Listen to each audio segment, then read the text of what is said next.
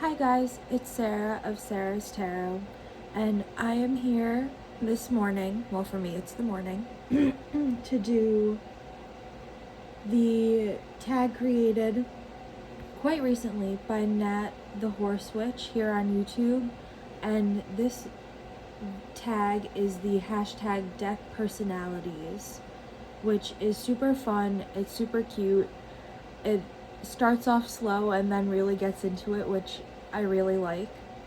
And with that, I think I'll just get right into it. So the first prompt is a deck with your favorite art, and I know there was a common overlap between a video I recently did where I just share my favorite artwork, and I forgot about this deck, and this is truly my favorite artwork, and that is the Cosmovisions Tarot, which I have shown here on my channel before. Mine is the version with the white borders. I love this deck more than words can describe. I love this artwork. I love her art style. I know her name is Jessica. It's not Jessica Swift. It's Jessica Shackleton. And she is a tarot deck creator turned tattoo artist in Australia. And I swear if I lived in Australia, she would have all of my money. There is no doubt that she would have all of my money because I would be covered in her beautiful artwork. And if I can ever afford it, I will hopefully get a tattoo from her. Hopefully of something from these cards. Because I love her artwork so much. I love the contrast of the rainbow against the black and white design. I'm pretty sure she hand drew all of this, which is incredible. And this deck just makes me so happy. This was a Kickstarter in 2021, I believe. And there's also a version where the borders are black. So that is a deck with my favorite artwork, which is the Cosmic Visions Tarot, which I've shown before, so I apologize for the repetition. The second prompt is a deck that was gifted to you, and I went with, I think the first deck that was ever gifted to me, which I keep in this Krista bag because it's adorable. And that deck, once I get it open, is the Whimsical Tarot, which I believe was a US Games publication. Does it say on the back? It does not. Usually it does. Maybe it was not US Games. But I love this deck. It shuffles beautifully. The backs are beautiful. This deck my sister got for me because I couldn't afford it, and I saw it on eBay, and I was like, oh, it is US Games. And I was like, oh, it's so pretty. She was like, okay, send me the link. So, I love my sister. Say less, say less. I love how the borders for each of the cards, for each of the suits are different, and it's color-coded. I think that's really sweet. I like that the major arcana are rainbow. The swords are red, which are throwing me off, but that's okay. Wow, that was a lot of swords in a row. And yeah, this is a deck that was gifted to me by my dear sister that I keep in this beautiful Krista bag that has this little cherry blossom charm on it. Oh, I love it so much. Somehow, or not somehow, I purchased bags from Krista twice, and somehow I managed to get the pink and the green one of both lots, which I think is really funny because I have 2 pink and 2 green. 2 have the little patch on them and 2 don't. So, I think that's fun. Prompt number 3 is the new kid on the block, which I just went with my most recent tarot deck, and I'm just confirming that because I have a spreadsheet. Yep. Is my Under the Oak Tarot, which this box is not doing it for me. It feels very loose, but that's a different problem. This deck does not want to come out of the box.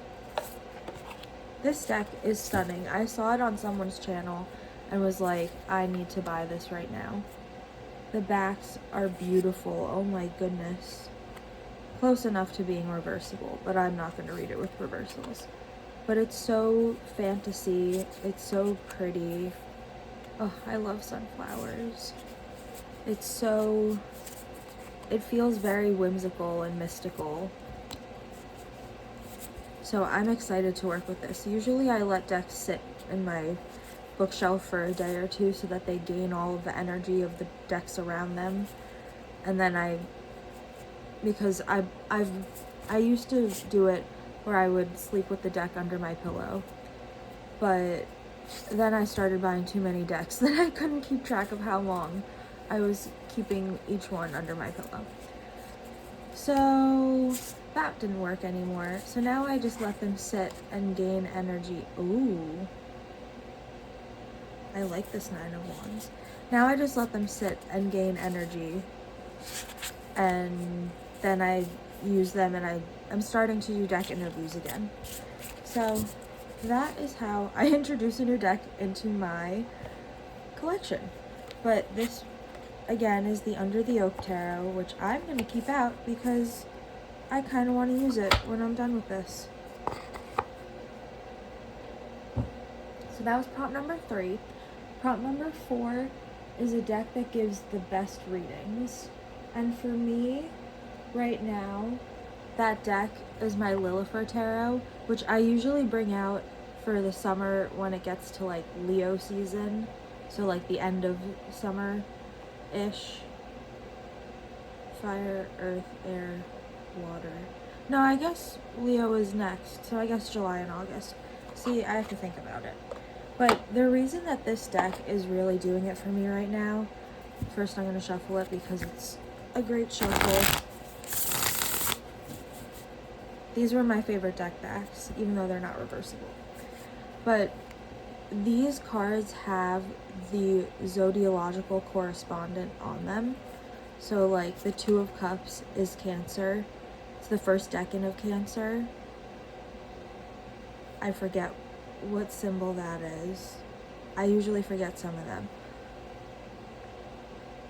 But like, this is the 3 of Pentacles, which is Capricorn, and this is Mars. So I'm pretty sure this is Mars in Capricorn, which is the 2nd decan of Capricorn, if I remember correctly. Through Sylvie at Tarot Magpie's fledglings tier, through our tarot study, we've been doing astrology, and I really feel so much more confident in my ability, this is my decan card, in my ability to read tarot when it comes to now the astrological correspondence. And I feel like it has really deepened my ability to read, my connection to my readings, my understanding of myself. Like I did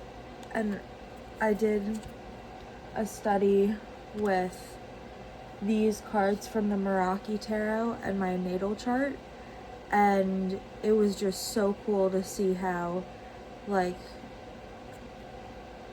hold on, what symbol was it? I don't remember. I'm pretty sure it was the Venus symbol. But either way, I was using these to do a deck study, or a natal chart study, and it made it super easy and super clear to understand my personality and why I have so much fire and why some of the things I do just make total sense. But getting back to this deck and this prompt, this deck gives me the best readings right now because it's able to combine all of those different things, all of those different aspects. I shouldn't have said things. All those different aspects that I've been learning.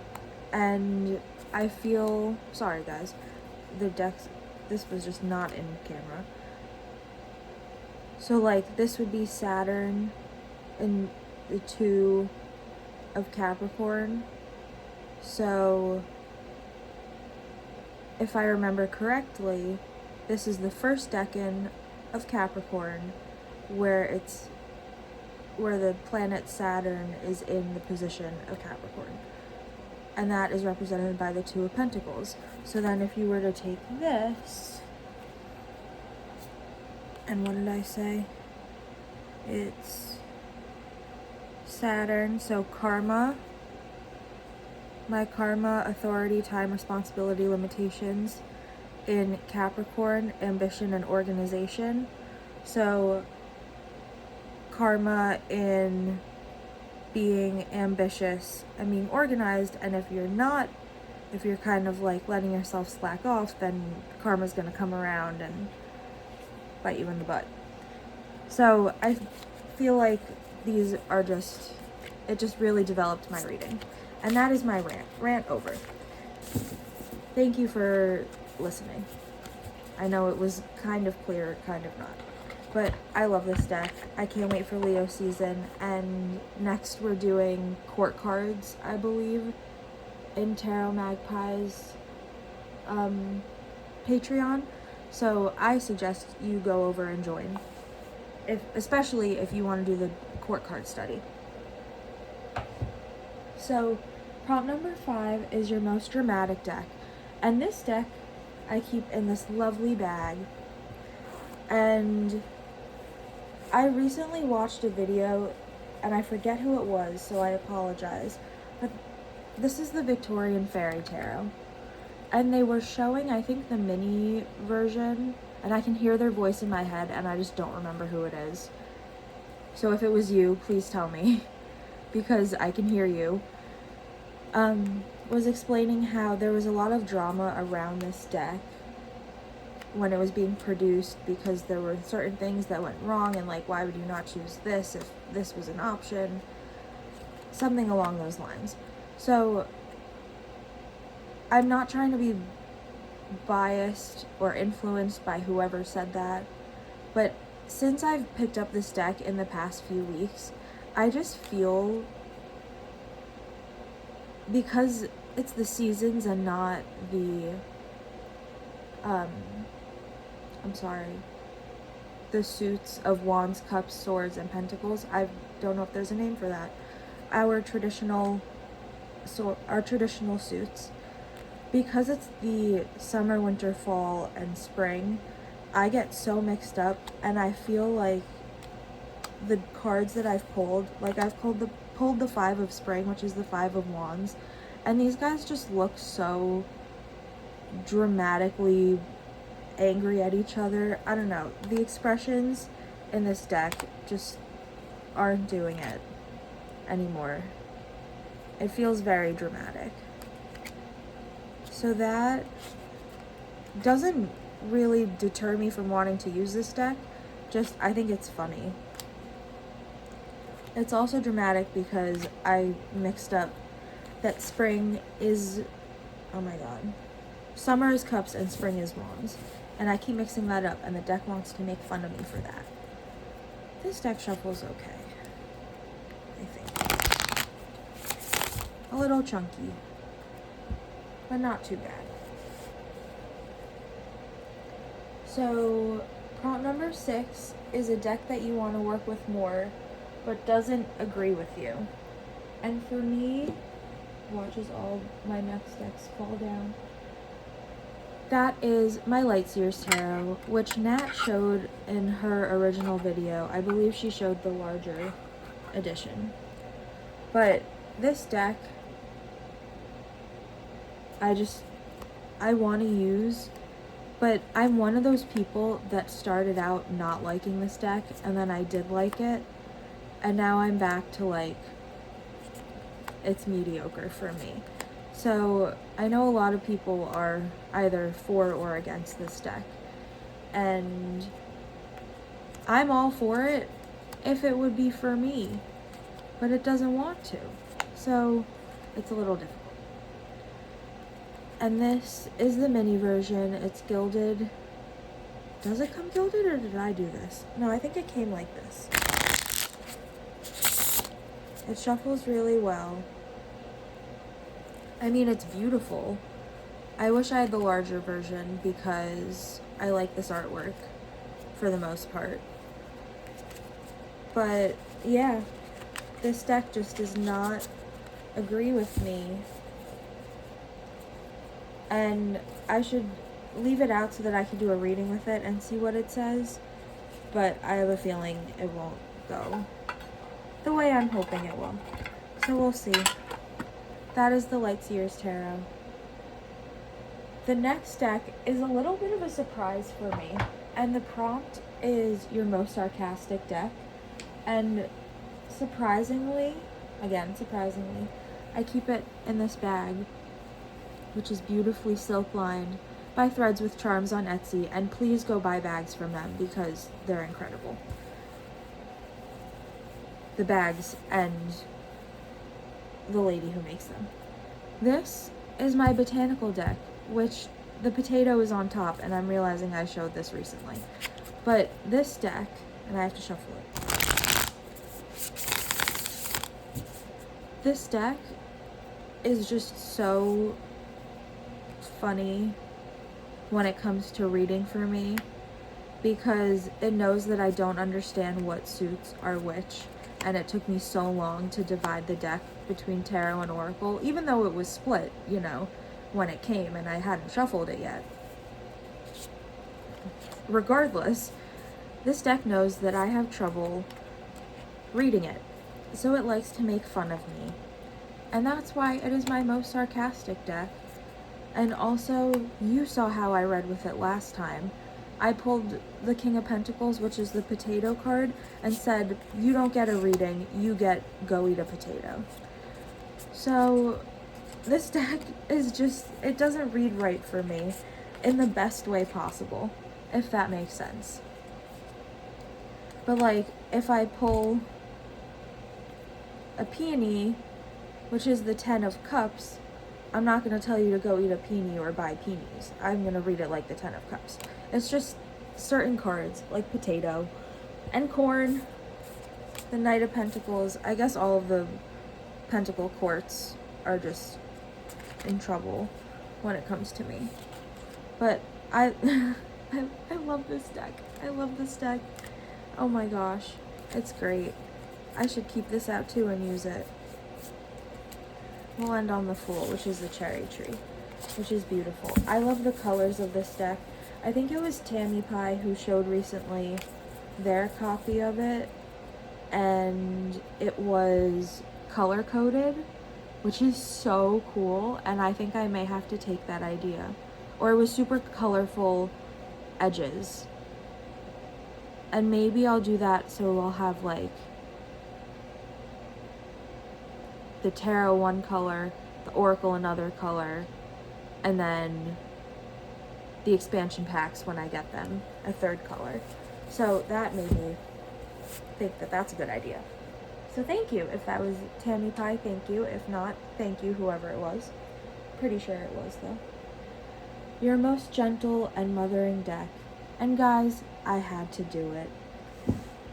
It's my gentle tarot because it really is my most nurturing deck and my most motherly deck that's not Song of the Grandmothers, which is an oracle deck, which is made by the same creator.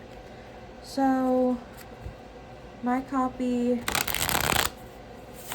I forget which version it is. It's not the linen. It's the one that came in this bag with the guidebook, with the full-size guidebook, sorry. And I love this deck. It's just, the art style is so cute.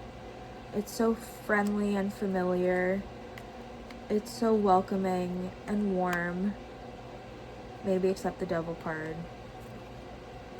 But even the death card is like leaving your shell and finding a newer, better one. So that's like a comforting thing. So this deck is very mothering in the sense that it's very nurturing. It's very caring. It usually takes care of all of the aspects of what I'm doing a reading for. For example, I use it for my chakra balancing, and that seems to be the best thing for me. which last time I did a chakra balancing, I did not use this deck. But I did show it in my decks for the chakras video, which I did a few weeks ago. I think I did it for the sacral chakra. So that's like self-expression. Self-expression, yes. So that is, ooh, my signifier card, or my favorite card rather, the Ace of Swords. So that is the Gentle Tarot, which is my most gentle and mothering deck. My most playful deck, I did not do the Playful Heart Tarot, don't worry. I only did one word match. But the deck that I chose for my most playful deck, I keep in this bag from Threads with Charms, also beautifully lined. And this is my Goddess of Love Tarot, which also shuffles pretty well.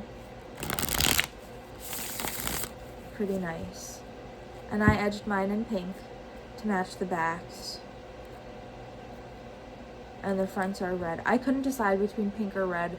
And then someone said green, and I was like, that is probably the coolest thing ever. But I chose to do pink. And this is my most playful deck because it's just naked ladies running around in fire. Well, we'll hide that one.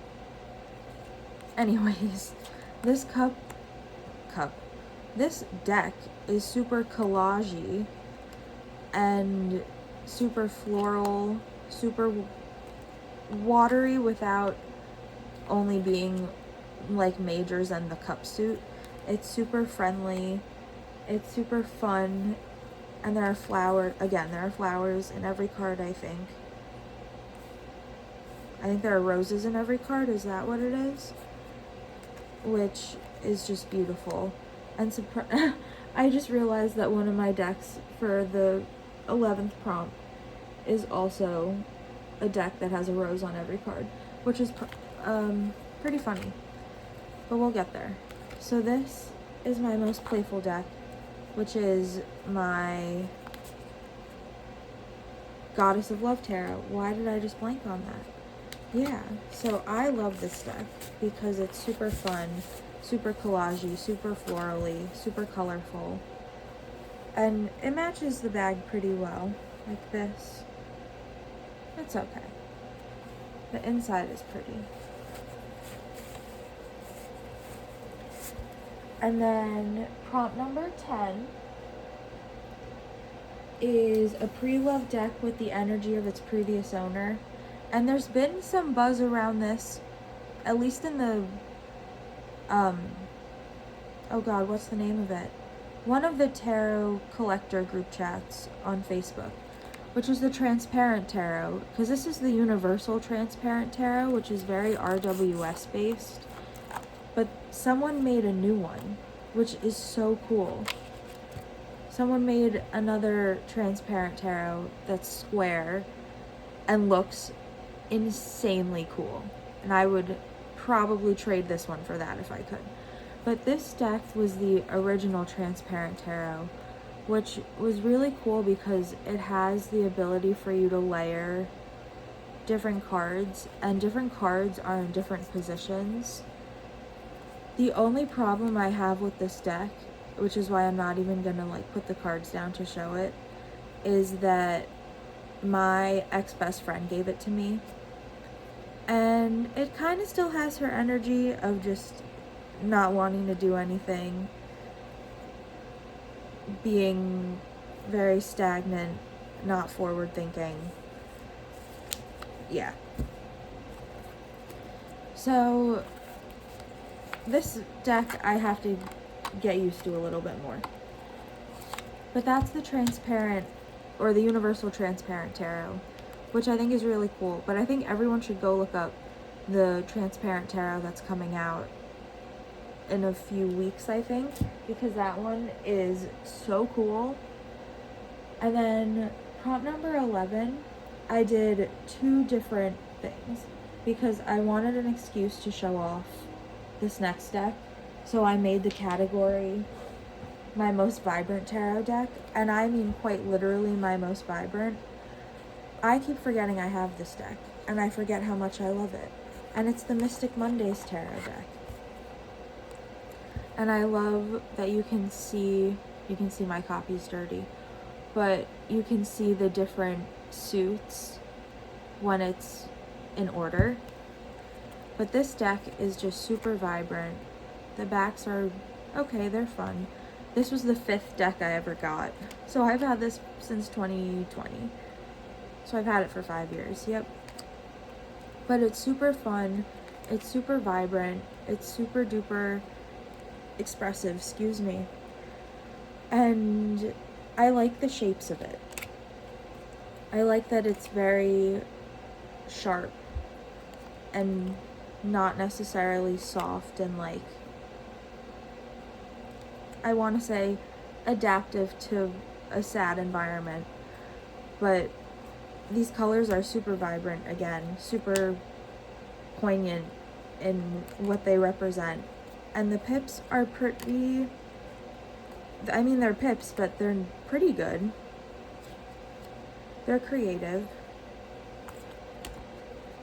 And then the last prompt that I did, which I think is the coolest based on what it is, if you are familiar with the Myers Briggs personalities, the personality types, there have been people who have converted those, or who have associated those 16 personality types with the 16 core cards. And I don't think there's one like set system. So I looked at 2 different ones from Google and compared to see if they were the same, and they were pretty much the same, just the wands and the swords were interchangeable. And I guess that's fair because some people, isn't there something where there's a certain system in tarot where the wands are represented by, or passion is represented by air and like vice versa, something like that. But regardless, my personality type is INTJ, which is, I'm not even gonna try. The last time I checked, it was INTJ, which is either the Queen of Swords based on the first thing I saw, or the Queen of Wands based on the second image I saw. So I'm going with the Queen theme generally. And this is another deck I keep in a Threads with Charms bag. This one is black. But this is the wrong deck. 1 second. Okay, it's in this bag, not the black bag. This one has like gold snowflakes on it. Oh my god, if this is the wrong deck again, I'm gonna cry. It's not. Look at these bags. This is the Rose Bay Tarot by Rose Bay, which is available on Make Playing Cards.